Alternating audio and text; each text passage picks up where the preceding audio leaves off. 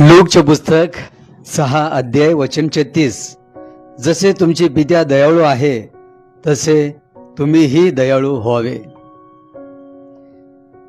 जसं आमचा परमेश्वर दयाळू आहे, तसं आमचा प्रभू दयाळू आहे, तसं आम्ही बनावे ही देवाची इच्छा आहे.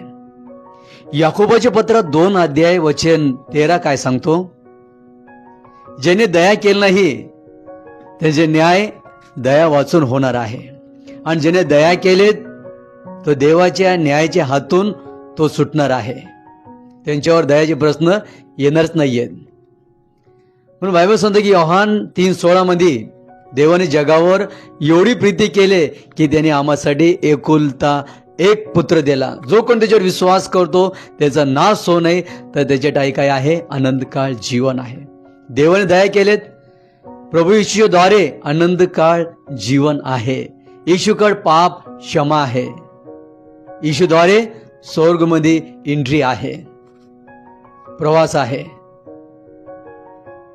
काही लोक क्षमा संधी देतात पण जेव्हा क्षमा दिसत नाहीयेत, दयाची संधी देतात पण जेव्हा दया दिसत नाहीयेत, प्रीती संधी देतात पण जेव्हा प्रीती दिसत नाहीयेत.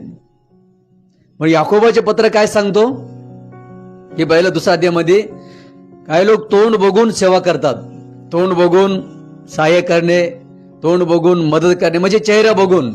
म्हणून याकोब म्हणतो जर तुम्ही असे सेवा करत असाल तर तुम्ही देवाचे विरोध, तुम्ही पाप करता.